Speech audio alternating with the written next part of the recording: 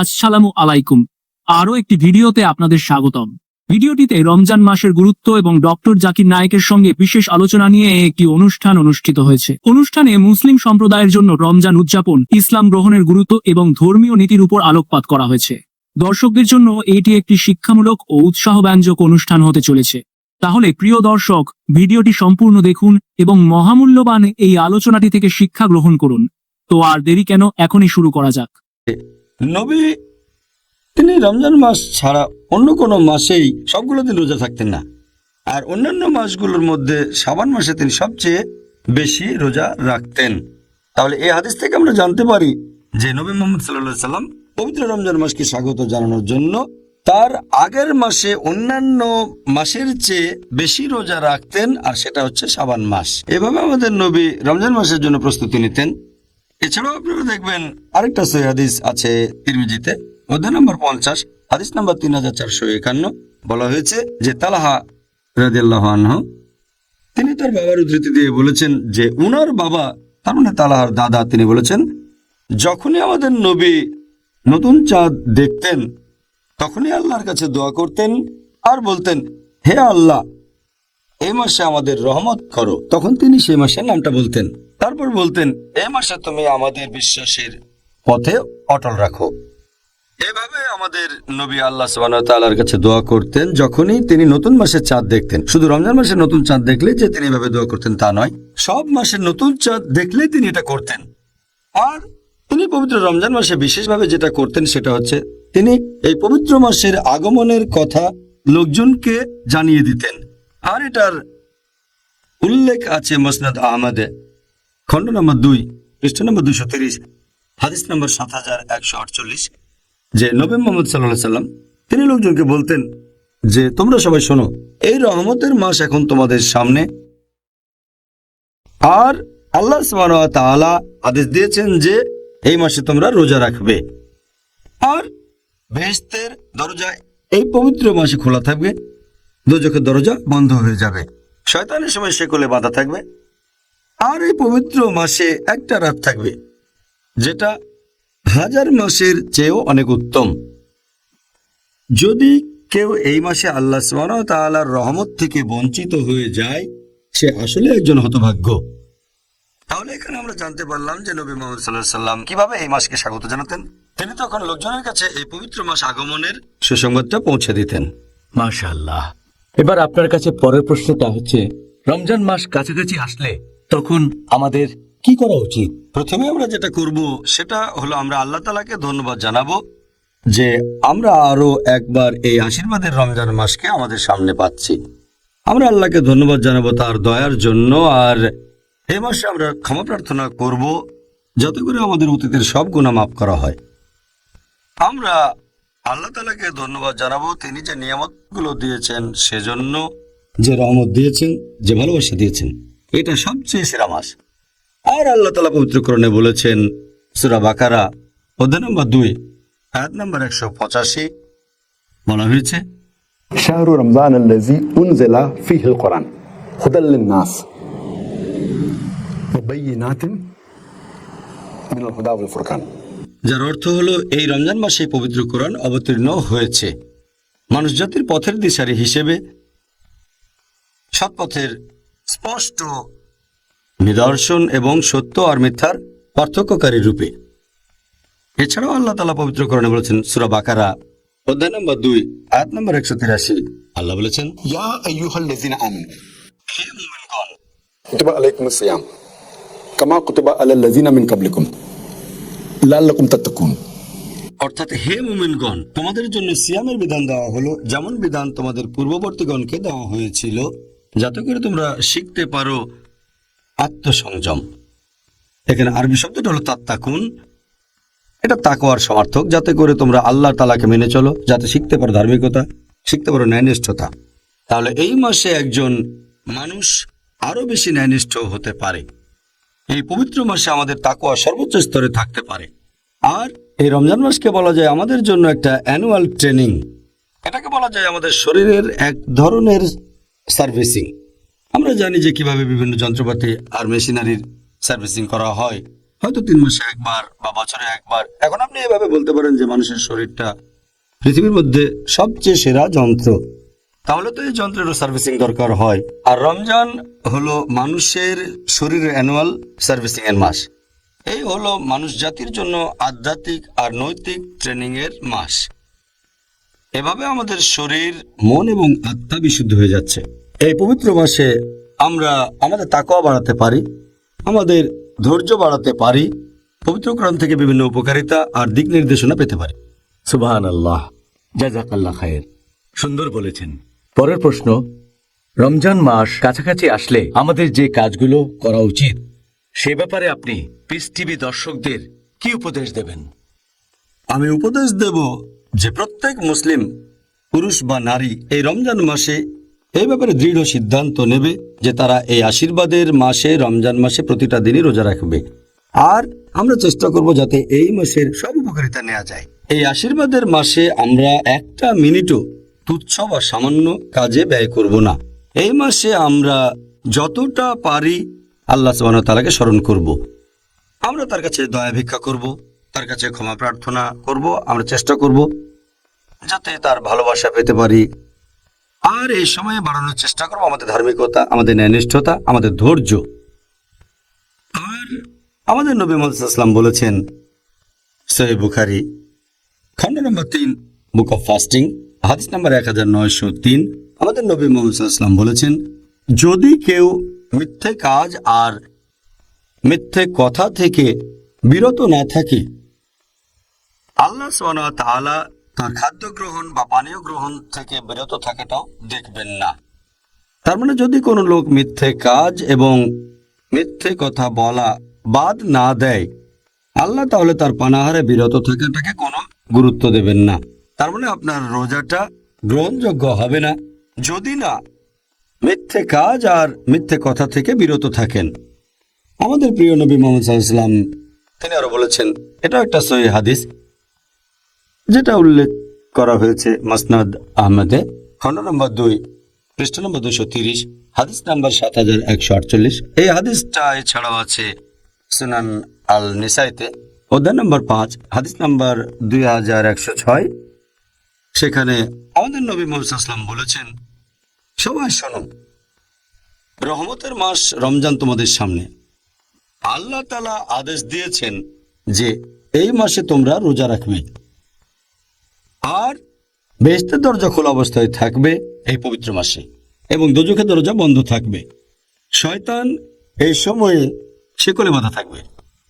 এই মাসে একটা রাত আছে যেটা 1000 মাসের চেয়েও অনেক উত্তম। যদি কেউ এই মাসে আল্লাহর রহমত থেকে বঞ্চিত হয়, সে আসলে একজন হতভাগ্য। তাই আমাদের মনস্থির করতে হবে যে আমরা এই মাসের উপকারিতাগুলো সব নেব। আমাদের নবী মুহাম্মদ সাল্লাল্লাহু আলাইহি ওয়াসাল্লাম বলেছেন, এটার উল্লেখ আছে সহিহ বুখারীতে খণ্ড নম্বর 3 বুক অফ ফাস্টিং হাদিস নাম্বার 1901। আমাদের নবী মুহাম্মদ সাল্লাল্লাহু আলাইহি ওয়াসাল্লাম বলেছেন যে যদি কেউ এই মাসে রোজা পালন করে বিশ্বাসের সাথে এবং আল্লাহর কাছ থেকে পুরস্কার পাওয়ার জন্য, তার অতীতের সব গুনাহ ক্ষমা করা হবে।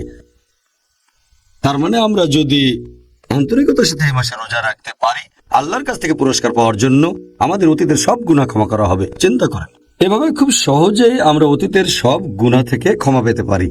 আমাদের নবী মুহাম্মদ সাল্লাল্লাহু আলাইহি ওয়াসাল্লাম আরো বলেছেন, এটা আছে সহিহ বুখারীতে খণ্ড নম্বর 3 বুক অফ ফাস্টিং হাদিস নাম্বার 1904। এটা অনেক লম্বা হাদিস, এখানে 4টা পয়েন্ট আছে। আমাদের নবী মুহাম্মদ সাল্লাল্লাহু আলাইহি ওয়াসাল্লাম বলেছেন যে পৃথিবীতে যত আদম সন্তান আছে তারা যে কাজগুলো করে থাকে সবই নিজেদের জন্য, শুধুমাত্র রোজা বাদে। রোজা হলো আমার জন্য আর আমি তাকে পুরস্কার দেব। তিনি আরো বলেছেন যে রোজা রাখা একটা বর্ম, তোমাদের পাপ থেকে বিরত রাখে। আর যে লোক রোজা পালন করে সে বিরত থাকবে অশ্লীলতা থেকে, ঝগড়া করা থেকে এবং অজ্ঞতা থেকে। যদি কেউ তাকে গালমন্দ করে অথবা কুৎসা রটায়, সে তখন বলবে আমি রোজা আছি, আমি রোজা আছি। এই হাদিসে আমাদের নবী 3 নম্বর যে পয়েন্টটা বলেছেন যে আমি আল্লাহর নামে শপথ করে বলছি, যার হাতে রয়েছে মুহাম্মদ সাল্লাল্লাহু আলাইহি সাল্লামের আত্মা, যে একজন রোজদারের নিঃশ্বাসের গন্ধ যে লোক রোজা রাখে সেটা আল্লাহ সুবহানাহু ওয়া তাআলার কাছে কস্তুরী গন্ধের চেয়েও বেশি মিষ্টি। হাদিসে নবী আরো বলেছেন যে এরকম দুটো জিনিস আছে যেগুলো একজন রোজাদারকে খুশি করে তুলবে। প্রথমটা হচ্ছে যখন সে রোজা ভাঙবে, আর দ্বিতীয়টা হচ্ছে যখন সে মুখোমুখি হবে আল্লাহ সুবহানাহু ওয়া তাআলার। আর এছাড়াও পবিত্র কোরআনে বলা হয়েছে সূরা নূর অধ্যায় নম্বর 24 আয়াত নম্বর 31 বলা হয়েছে, হে মুমিনগণ, তোমরা আল্লাহর উপর ঈমান আনো এবং তার রহমতকে খোঁজো, তার মানে বেহেশতে যাওয়ার চেষ্টা করো। এরপর আছে সূরা আকাফ অধ্যায় নম্বর 46 আয়াত নম্বর 13 ও 14, যে এমন কিছু মানুষ যারা আল্লাহ ব্যতীত অন্য কারো ইবাদত করে না এবং যারা তাদের ঈমানে অবিচলিত থাকে। এখানে শব্দটা ইস্তেকাম, যারা বিশ্বাসে অবিচলিত থাকে যে আল্লাহ কেবলমাত্র একজন, অন্য কেউ নেই, এবং তারা কখনো ভয় পাবে না, তারা দুঃখিত হবে না। এই লোকগুলোই তারা যারা হবে জান্নাতের অধিবাসী এবং তারা তাদের সব ভালো কাজের জন্য পুরস্কার পাবে। তাই আমি দর্শকদের উপদেশ দেব, এই মাসটাকে তারা পুরোপুরি কাজে লাগাবে। এই সময় তুচ্ছ জাগতিক ব্যাপারে সময় নষ্ট করবে না, সময় ব্যয় করবে আল্লাহ তাআলার ইবাদত করে, আল্লাহকে স্মরণ করে এবং তার কাছে ক্ষমা প্রার্থনা করে। মাশাআল্লাহ। এবার পরের প্রশ্নটা হচ্ছে, আপনি একটু আগেই এ ব্যাপারে কয়েকটা সুন্দর হাদিসের কথা উল্লেখ করলেন, তবে ঠিক কোন কারণে রমজান মাসকে ক্ষমা প্রার্থনা বা তওবা করার মাস বলা হয়, আর এটা বলা হয় কেন? হ্যাঁ, এই ব্যাপারে আমি আগেও বলেছি যে আমাদের নবী মুহাম্মদ সাল্লাল্লাহু আলাইহি ওয়াসাল্লাম বলেছেন, এটা একটা সহিহ হাদিস আছে সহিহ বুখারীতে, খণ্ড নম্বর 3 বুক অফ ফাস্টিং হাদিস নম্বর 1901। আমাদের নবী মুহাম্মদ সাল্লাল্লাহু আলাইহি ওয়াসাল্লাম বলেছেন, যদি কেউ পবিত্র রমজান মাসে রোজা রাখে সঠিক নিয়তের সাথে, ঈমানের সাথে, আল্লাহ সুবহানাহু ওয়া তাআলার কাছ থেকে পুরস্কার লাভের আশায় তার অতীতের সব গুনাহ ক্ষমা করা হবে। এই কথাটা আবারও বলা হয়েছে মুসনাদ আহমেদে, খণ্ড নম্বর 3 হাদিস নম্বর 11524। সেখানে বলা হয়েছে, যদি কোনো লোক এই পবিত্র রমজান মাসে রোজা রাখে সঠিক নিয়তের সাথে, আল্লাহ সুবহানাহু ওয়া তাআলার কাছ থেকে পুরস্কার লাভের আশায়, তার অতীতের সব গুনাহ ক্ষমা করে দেয়া হবে। এছাড়া আর উল্লেখ আছে, এটা আছে সহিহ মুসলিমে, খণ্ড নম্বর 1 হাদিস নম্বর 450। আমাদের নবী মুহাম্মদ সাল্লাল্লাহু আলাইহি ওয়াসাল্লাম বলেছেন যে 5 ওয়াক্ত নামাজের মধ্যবর্তী সময়টা 2 জুম্মা এবং 1 রমজান থেকে আরেক রমজান, এই সময়টাতে তোমাদের গুনাহ ক্ষমা করা হবে। এই সময়টাতে তোমাদের সব পাপ ক্ষমা করা হতে পারে। আমাদের প্রিয় নবী মুহাম্মদ সাল্লাল্লাহু আলাইহি ওয়াসাল্লাম আরো বলেছেন, এটা উল্লেখ আছে সহিহ মুসলিম খণ্ড নম্বর 4 বুক অফ তাওবা হাদিস নাম্বার 6644। আমাদের প্রিয় নবী মুহাম্মদ সাল্লাল্লাহু আলাইহি ওয়াসাল্লাম বলেছেন যে আল্লাহ সুবহানাহু ওয়া তাআলা রাতের বেলায় কেউ যদি ক্ষমা প্রার্থনা করে থাকে, আল্লাহ তখন তার দিনের বেলায় করা পাপগুলো ক্ষমা করে দেন। আর আল্লাহ সুবহানাহু ওয়া তাআলা দিনের বেলায় কেউ ক্ষমা প্রার্থনা করলে তার সেই পাপগুলো ক্ষমা করে দেন যেগুলো করেছে রাতের বেলায়। তাই এটা হলো ক্ষমা প্রার্থনার জন্য সেরা একটা মাস, এই পবিত্র রমজান মাস। এই মাসে সহজে নিজের পাপগুলো থেকে ক্ষমা পেতে পারেন, কারণ বেহেশতের দরজা এই সময় খোলা থাকে, দোজখের দরজা বন্ধ থাকে। সেজন্য রমজানকে বলা হয় ক্ষমার মাস। আল্লাহু আকবার। এই কারণে সবাই এই মাসে ইবাদতে মগ্ন থাকে। কারণটা তাহলে জানলাম। সুবহানাল্লাহ। ডাক্তার জাকির, এই পবিত্র রমজান মাসে মুসলিমদের কি বিশেষ কিছু কাজের প্রতি মনোযোগ দেওয়া উচিত? আর আমরা জানি যে দর্শকরা আপনার কাছ থেকে এটা জেনে দারুণভাবে উপকৃত হবেন যে এই মাসে তাদের কোন কাজটা করা উচিত, আর তারা এখন থেকেই রমজানের জন্য প্ল্যান করতে পারবেন। হ্যাঁ, আমার মতে এটা খুবই ভালো প্রশ্ন, কারণ বেশিরভাগ কাজের কথা আমরা হয়তো বলবো বিভিন্ন আলাদা এপিসোডে। আমি এখানে সংক্ষেপে কয়েকটা গুরুত্বপূর্ণ পয়েন্টের কথা এখন আলোচনা করব, কারণ বিস্তারিত বললে অনেক সময় লেগে যাবে। কয়েকটা গুরুত্বপূর্ণ পয়েন্ট মনে রাখতে হবে। যে 1 নম্বর, সেটা হলো নিয়ত। নিয়ত খুবই গুরুত্বপূর্ণ। রোজার এই নিয়ত হবে শুধুমাত্র আল্লাহ সুবহানাহু ওয়া তাআলার জন্য। কারো রোজা গ্রহণযোগ্য হওয়ার জন্য নিয়ত খুবই গুরুত্বপূর্ণ। নিয়ত এখানে খুবই গুরুত্বপূর্ণ, এটা ছাড়া কারো রোজা গ্রহণযোগ্য হবে না। 2 নম্বর, সেটা হলো রোজা সম্পর্কিত কিছু সুন্নাত পালন করা। এই ব্যাপারে কয়েকদিন পরে বিস্তারিত আলোচনা করব। তবে এখানে একটা ব্যাপার বলি যে নবীর একটা গুরুত্বপূর্ণ সুন্নাত হচ্ছে যে আমরা আমাদের সাহরি করব যতটা দেরিতে করা সম্ভব, তার মানে ভোর হওয়ার সামান্য একটু আগে, ফজরের নামাজের একটু আগে। আর আমরা আমাদের রোজা ভেঙে ফেলবো, ইফতার করব যত তাড়াতাড়ি সম্ভব, ঠিক সূর্যাস্তের পরপরই। এছাড়াও এই রহমতের মাসে আমরা খুব সাবধানে থাকব, সেই সব কাজগুলো থেকে বিরত থাকব যে কাজগুলো নিষিদ্ধ, যেগুলো হারাম, আর যেসব কাজ মাকরু। এটা আমাদের জন্য সুবর্ণ সুযোগ। যদি কোনো লোকের এমন কোনো অভ্যেস থাকে যেটা শরীয়তের বিরুদ্ধে হতে পারে, যেটা হারাম কাজ অথবা মাকরু কাজ, রমজান এসব কাজ থেকে বিরত থাকা শ্রেষ্ঠ সময়। এই অভ্যেসটা থেকে যাবে আর ইনশাআল্লাহ হয়তো সারা জীবন সেই খারাপ কাজ থেকে বিরত থাকবেন। যেমন ধরেন একজন লোক, সে হয়তো অ্যালকোহল পানে অভ্যস্ত। যদি অ্যালকোহল পান থেকে বিরত থাকেন সূর্যোদয় থেকে শুরু করে সূর্যাস্ত পর্যন্ত, সে তাহলে মদ থেকে বিরত থাকতে পারবে বাকি জীবনটাও। একইভাবে আমরা চেষ্টা করব সেসব কাজ থেকে বিরত থাকতে যে কাজগুলো মাকরু। যেমন ধরেন দাঁড়িয়ে পানি পান করা মাকরু। যদি এমন অভ্যাস থাকে তাহলে একটু চেষ্টা করবেন যেন রমজান মাসে আপনি বসে পানি পান করবেন। এটা আমাদের নবীর সুন্নত। তাহলে আপনারা এই মাসে বিভিন্ন রকম হারাম কাজ থেকে বিরত থাকতে পারেন, যে কাজটা হয়তো আপনি করতেন অথবা কোনো মাকরু কাজ। এছাড়াও এই পবিত্র রমজান মাসে আপনি আমাদের নবী মুহাম্মদ সাল্লাল্লাহু আলাইহি সাল্লামের বিভিন্ন সুন্নত প্রয়োগ করতে পারেন আপনার দৈনন্দিন জীবনে। যেমন ধরেন হয়তো দাড়ি রাখলেন, অনেক মুসলিমই দাড়ি রাখে না। এটা সুন্দর মাস যখন নবীর সুন্নতগুলো মেনে চলতে পারেন। এছাড়াও নবীর সুন্নত বিভিন্ন রকম দোয়া, যখন বাসার ভেতরে ঢুকবেন, টয়লেট থেকে বের হবেন, তারপর কোনো কিছুতে ভ্রমণ করার সময় যে দোয়া করবেন, সুবহানাল্লাযী সাকলানা হাযা ওয়া কুন্না লাহু মুকরিনিন ওয়া ইন্না রাব্বিনা মুনকালিবুন। তাহলে এটা বেশ ভালো সময়। এই সময় যত বেশি সম্ভব নবীর সুন্নত পালন করে চলবেন যাতে সরল পথে থাকতে পারেন। এটা খুবই সুন্দর মাস। এ সময়ে আপনারা চেষ্টা করবেন নামাজ আদায় করার জন্য। শুধুমাত্র 5 ওয়াক্ত নামাজ নয়, এগুলো তো ফরজ, এছাড়াও বেশি করে নফল আর সুন্নত পড়ার চেষ্টা করে যাবেন। যদি জামাতে নামাজ পড়ার অভ্যেস না থাকে তাহলে জামাতে নামাজ পড়বেন, আর যত বেশি সম্ভব মসজিদে যান নামাজের জন্য। এই মাসে আপনারা চেষ্টা করবেন যেন তারাবি মিস না করেন। অনেকে মনে করে, আর কথাও সত্য যে এটা সুন্নত, তবে অনেকে মনে করে যেহেতু এটা সুন্নত তাই মিস করা যেতে পারে। তারাবি খুবই গুরুত্বপূর্ণ একটা সুন্নত, যদিও এটা ফরজ না। তারপরও মুসলিমদের এটা করা উচিত যে যতখানি সম্ভব তারা তারাবির নামাজ পড়বে, কারণ এখানে অনেক রহমত। তাহলে তারাবি অনেক গুরুত্বপূর্ণ, মুসলিমদের এটা মিস করা উচিত না। আর যখন তারাবির নামাজ পড়বো, আমাদের অনেকেই খুব তাড়াতাড়ি করে নামাজ পড়ে, কারণ আমরা কোরআন খতম দিতে চাই। আমাদের অনেকে তারাবির নামাজ পড়ে 100 মাইল স্পিডে একেবারে। আমরা তারাবির নামাজ পড়বো ধৈর্যের সাথে, মাঝারি গতির সাথে, যাতে লোকজন বুঝতে পারে আল্লাহ আমাদের কি আদেশ দিয়েছেন। আর যদি সময় থাকে, যদি সম্ভব হয়, আমাদের ইতিকাফ করা উচিত শেষ 10 দিন। আর ইতিকাফের সময় আমরা মানুষজনের সাথে বেশি মেলামেশা করব না। অনেকে ইতিকাফের সময় মানুষের সাথে মেলামেশা করে থাকে, এতে করে ইতিকাফের উদ্দেশ্যটা পূর্ণ হয় না। এছাড়াও আমরা এই মাসে বেশি করে দোয়া করব, বেশি করে প্রার্থনা করব। এটা হলো দোয়া করার মাস। আর বেশি করে জিকির করব, আল্লাহ তাআলাকে বেশি করে স্মরণ করব এবং তার ইবাদত করব। এই পবিত্র রমজান মাসে আমরা যত বেশি সম্ভব কোরআন শরীফ পড়ব। আর কোরআন আরবিতে পড়ার পাশাপাশি যদি আপনি আরবি ভাষা জানেন তাহলে কোনো সমস্যা নেই।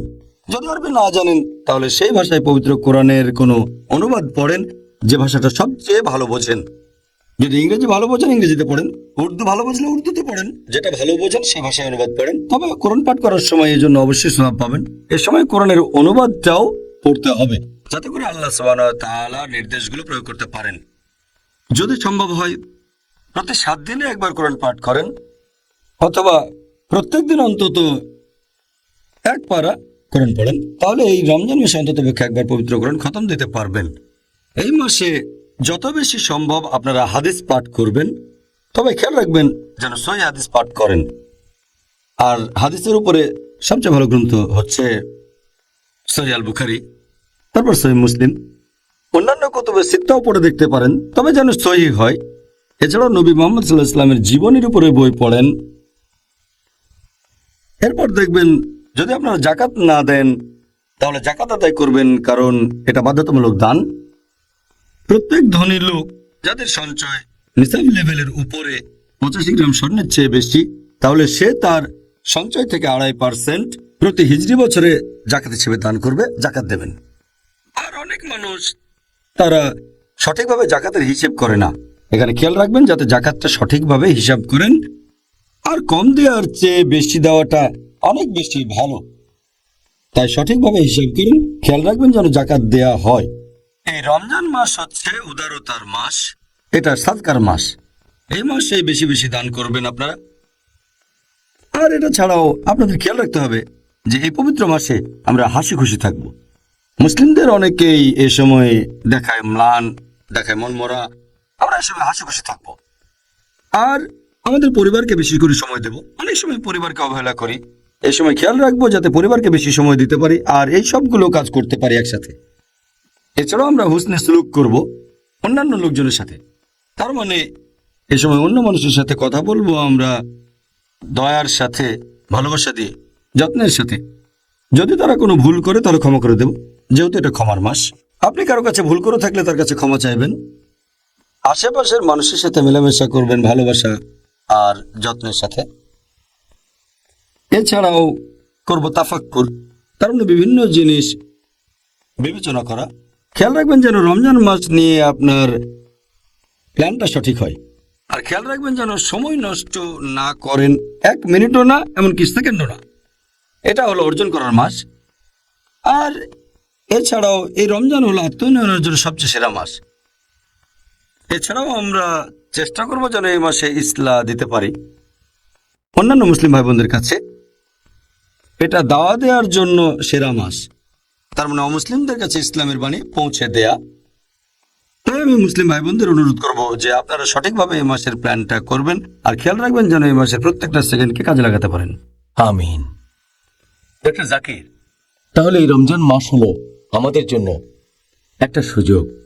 এই মাসে আমরা অনেক সুযোগ পেতে পারি। এখন আমাদের এই কাজগুলো আল্লাহ তাআলার কাছে গ্রহণযোগ্য হতে গেলে তার শর্তগুলো কি কি? এখানে প্রধান দুটো শর্ত হচ্ছে, 1 নম্বর সেটা নিয়ত। এটা করবেন শুধু আল্লাহর জন্য, অন্য কারোর জন্য না। আপনারা যে কাজগুলো করবেন সেগুলো করবেন শুধু আল্লাহর জন্য, অন্য কারোর জন্য না। এটা খুবই গুরুত্বপূর্ণ। এই শর্ত পূরণ না হলে সব কাজই বিফলে চলে যাবে। আল্লাহ সুবহানাহু ওয়া তাআলা পবিত্র কোরআনে বলেছেন, সূরা বাইয়িনা অধ্যায় নম্বর 98 আয়াত নম্বর 5, বলা হয়েছে যে তোমরা শুধুমাত্র আল্লাহ সুবহানাহু ওয়া তাআলার ইবাদত করবে। এটা করবে শুধু তার জন্য, অন্য কারোর জন্য না।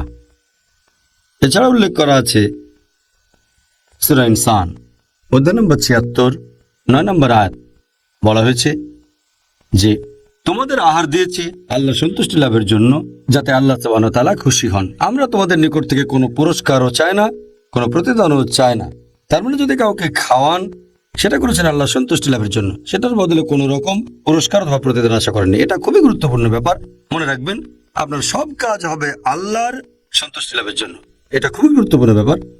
এছাড়াও আরো উল্লেখ আছে পবিত্র কোরআনে সূরা সূরা অধ্যায় নম্বর 42 আয়াত নম্বর 20, যদি কেউ আখিরাতের ফসল কামনা করে কোনো কাজ করে থাকে, আল্লাহ সুবহানাহু ওয়া তাআলা তার পুরস্কার আখিরাতের ফসল বহু গুণে বর্ধিত করে দেন।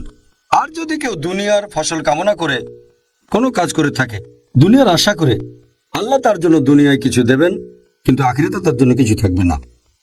আল্লাহ এই কথা আবারও বলেছেন সূরা হুদ অধ্যায় নম্বর 11 আয়াত 15 ও 16, যে যদি কেউ পৃথিবীর জীবন আর তার শোভা কামনা করে অথবা কোনো কাজ করে এই দুনিয়ার খাতিরে, আর এই পৃথিবীর জৌলুস কামনা করে, আল্লাহ সুবহানাহু ওয়া তাআলা এই দুনিয়ায় তাকে কিছু দেবেন কিন্তু আখিরাতে তার জন্য কিছুই থাকবে না, শুধুমাত্র আগুন ছাড়া। আর তারা যে কাজ করে সেগুলো সব আখিরাতে নিষ্ফল হয়ে যাবে। সেজন্য যাই করেন সেটা হবে আল্লাহ সুবহানাহু ওয়া তাআলার জন্য। আর ইসলাম ধর্মের দ্বিতীয় খলিফা হযরত ওমর রাদিয়াল্লাহু আনহু, এটার উল্লেখ আছে সহিহ বুখারীতে খণ্ড নম্বর 1 হাদিস নম্বর 1। হযরত ওমর রাদিয়াল্লাহু আনহু তিনি বলেছেন যে আমাদের নবী মুহাম্মদ সাল্লাল্লাহু আলাইহি ওয়াসাল্লাম বলেছেন, ইন্নামাল আমালু বিন্নিয়াত, যার অর্থ তোমাদের কাজের বিচার হবে তোমাদের নিয়ত দিয়ে। আমাদের নবী আরো বলেছেন যে তোমাদের সব কাজের ভিত্তি হলো নিয়ত। যদি কেউ হিজরত করে আল্লাহ এবং রাসূলের জন্য, তাহলে সেটা আল্লাহ আর তার রাসূলের জন্য। আর যদি কেউ হিজরত করে, দেশ ত্যাগ করে জাগতিক সুবিধার জন্য অথবা বিয়ের জন্য, তাহলে সেটা করেছে জাগতিক সুবিধার বিয়ের জন্য। তাই নিয়ত খুবই গুরুত্বপূর্ণ। আর এই কথাটা আরো আছে অন্য আরেকটা হাদিসে আছে, সহিহ মুসলিমে খণ্ড নম্বর 4 হাদিস নম্বর 7114 বলা হয়েছে যে আমাদের প্রিয় নবী মুহাম্মদ সাল্লাল্লাহু আলাইহি ওয়াসাল্লাম বলেছেন যে আল্লাহ সুবহানাহু ওয়া তাআলা বলেছেন যে আমি একাই স্বয়ং সম্পূর্ণ, আমার কোনো সাহায্যকারীর প্রয়োজন নেই। যদি কেউ কোনো কাজ করে অন্যের জন্য পাশাপাশি আমার জন্য, আমি সেটা ত্যাগ করি, কারণ এখানে সে অন্য কাউকে শরীক করেছে। তার মানে কিছু অংশ করেছে আল্লাহর জন্য আর কিছু অংশ অন্যের জন্য। এরকম করতে পারবেন না, করবেন শুধুমাত্র আল্লাহ সুবহানাহু ওয়া তাআলার জন্য, শুধুমাত্র তার জন্য আর কারোর জন্য না। আল্লাহ তাআলা তার সাথে কাউকে শরীক করাকে পছন্দ করেন না। এটা গুরুত্বপূর্ণ, এটা একটা বেসিক ব্যাপার। আর সেটা হলো নিয়ত। কোনো কাজ গ্রহণযোগ্য হবে এর জন্য দ্বিতীয় যে শর্তটা, সেটা হলো আমরা যে কাজ করব সেগুলো হবে শরিয়া অনুযায়ী, সেটা হবে আল্লাহ এবং রাসূলের নির্দেশ অনুযায়ী, সেগুলো হবে কোরআনের শিক্ষা অনুযায়ী এবং নবী মুহাম্মদ সাল্লাল্লাহু আলাইহি ওয়াসাল্লামের শিক্ষা অনুযায়ী। এটা আছে সহিহ মুসলিমে খণ্ড নম্বর 3 হাদিস নম্বর 4267। আমাদের প্রিয় নবী মুহাম্মদ সাল্লাল্লাহু আলাইহি ওয়াসাল্লাম বলেছেন যে যদি তোমার কাজগুলো আমাদের পথ অনুযায়ী না হয়, ইসলাম ধর্ম অনুযায়ী না হয়ে থাকে, কোরআন ও সহিহ হাদিস অনুযায়ী না হয়, তাহলে সেটা বাতিল করা হয়। তার মানে আপনার কাজ গ্রহণযোগ্য হতে গেলে সেটা কোরআন ও সহিহ হাদিস অনুযায়ী হতে হবে। আর এটার উল্লেখ আছে আরেকটা সহিহ হাদিসে, আবু দাউদ খণ্ড নম্বর 3 হাদিস নম্বর 4950। আমাদের প্রিয় নবী মুহাম্মদ সাল্লাল্লাহু আলাইহি ওয়াসাল্লাম বলেছেন যে তিনি লোকজনকে বলতেন আমার দৃষ্টান্ত অনুসরণ করো আর খোলাফায়ে রাশিদিনের দৃষ্টান্ত। তার মানে সঠিকভাবে নির্দেশিত খলিফাগণ যদি তাদের অনুসরণ করেন, তাদের আঁকড়ে ধরেন একেবারে শক্ত করে, তার মানে কঠোরভাবে মেনে চলেন আমাদের নবীর সুন্নাত, আমার সুন্নাত, নবী বলেছেন তার সুন্নাত, তার পথ আর খোলাফায়ে রাশিদিনের দেখানো পথ, মানে সঠিকভাবে নির্দেশিত খলিফাগণ। কোনো কাজ গ্রহণযোগ্য হতে গেলে নিয়ত হবে শুধুমাত্র আল্লাহ সুবহানাহু ওয়া তাআলার জন্য, আর সেটা হবে শরিয়া অনুযায়ী, কোরআন সুন্নাহ অনুযায়ী। সুবহানাল্লাহ, আপনি খুব সুন্দর উত্তর দিয়েছেন, ধন্যবাদ। আলহামদুলিল্লাহ। আমরা অনুষ্ঠানের শুরুতেই আপনাদের বলেছিলাম যদি হাতে সময় থাকে তাহলে আপনাদের পাঠানো বেশ কিছু প্রশ্নের উত্তর দেব, যেগুলো টপিকের সাথে প্রাসঙ্গিক।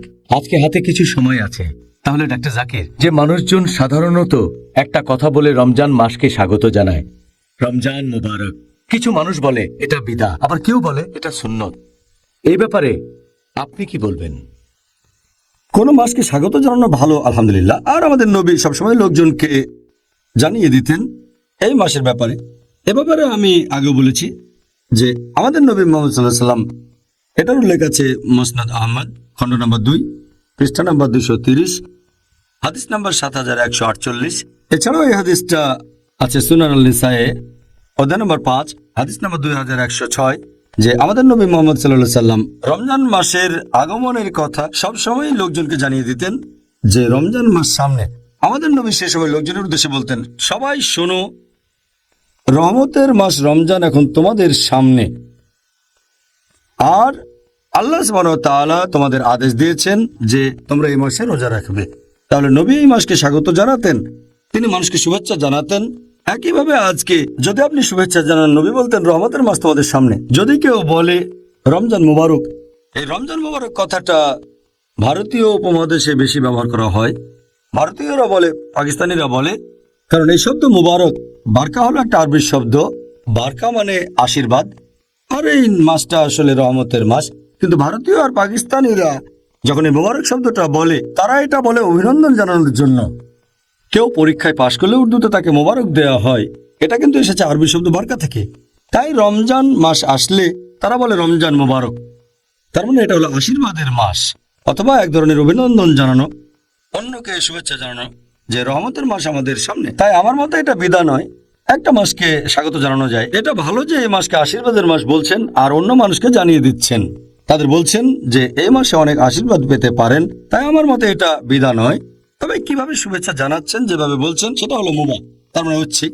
ভারতীয় উপমহাদেশে আমরা সাধারণত বলে থাকি রমজান মুবারক, মধ্যপ্রাচ্যের দেশগুলোতে বলে থাকি রমজান করিম। এই সবগুলো কথাই আসলে ভালো। পবিত্র মাস, আশীর্বাদের মাস, অথবা ক্ষমাশীলতার মাস, এখানে কিভাবে বলবেন সেটা আপনার ব্যাপার। তবে আমাদের নবী মুহাম্মদ সাল্লাল্লাহু আলাইহি সাল্লাম তখন লোকজনদের বলতেন, সবাই শোনো, রহমতের মাস রমজান তোমাদের সামনে। আমার মতে লোকজন সবাইকে শুভেচ্ছা জানাবে, সবাইকে মনে করিয়ে দেবে এই রহমতের মাসের ব্যাপারে। মাশাআল্লাহ, জাযাকাল্লাহ খায়ের ডক্টর জাকির নায়েক। এটাই আজকের অনুষ্ঠানের শেষ প্রশ্ন। হাতে আর সময় নেই, তা না হলে আমরা পিস টিভির দর্শকদের কাছ থেকে পাওয়া সবগুলো প্রশ্নের উত্তর দিতে পারতাম। ভাই ও বোনেরা, জাযাকাল্লাহ খায়ের। আশা করি আপনারাও ডক্টর জাকির নায়েকের উত্তরগুলো উপভোগ করেছেন। আজকের টপিক ছিল রমজান মাসকে স্বাগতম। আগামীকাল আলোচনার টপিক রমজান মাসে মুসলিমরা সাধারণত যে ভুলগুলো করে থাকে। আগামীকাল আবার দেখা হবে। আসসালামু আলাইকুম ওয়া রাহমাতুল্লাহি